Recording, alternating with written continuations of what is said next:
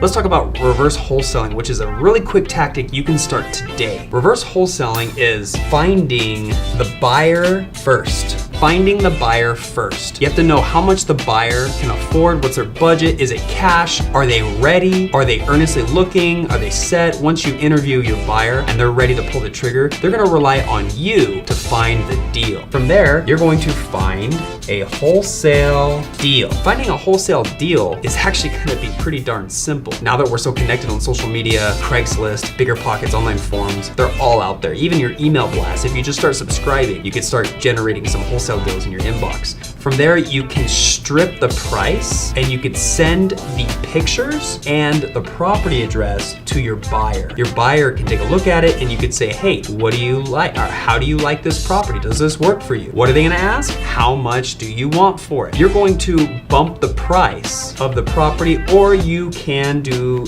the opposite. You could give it to them at the price and ask them how much would they pay you for the deal. You should secure that in the very beginning. And the way you can secure that is just either a partnership agreement.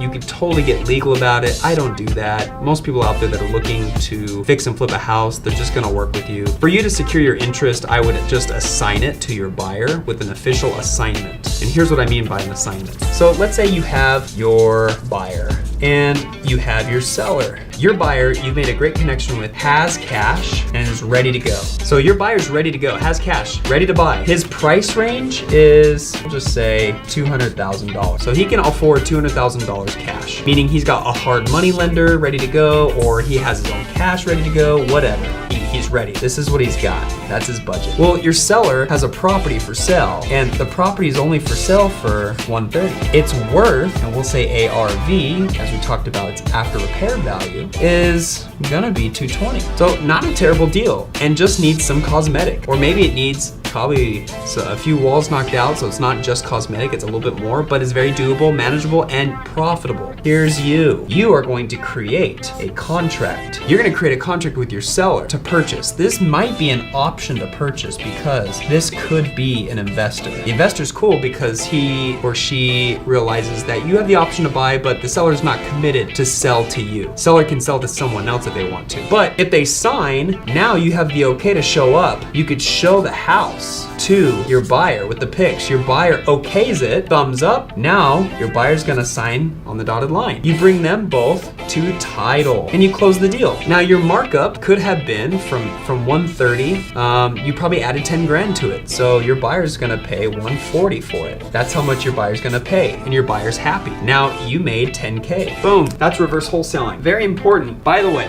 None of this cost a dime. This contract you got from Google or from Flip and Paper, because we have option contracts. And you showed up, found a seller online. You asked him to sign a contract non-obligatory, meaning he doesn't need to sell to you, but you have the option to buy it. And you showed up with your buyer who you've made a great relationship with. It's a really simple and easy deal to make a quick 10,000 bucks. Now, every market's different. Some markets are 5,000, some markets are 20,000, but here it's pretty safe to say 10 to 15K is a reasonable average rate. Guys, we got a lot of twists and turns in this one. Reverse wholesaling. Reverse wholesaling is when you find the buyer first, not the seller. In regular wholesaling, you're finding the buyer. In this case, you are finding the buyer. Sorry, I confused that. But you're looking for the buyer. And you're also finding a wholesale deal. You're most likely finding a property that's under contract, that's cash only. You don't need to be direct to the seller. You can be. Those are the sweetest deals. But what's nice is you don't need to be. You can just find a wholesale deal online. Where would you find it? Craigslist, Bigger Pockets, online forums, Facebook, and many other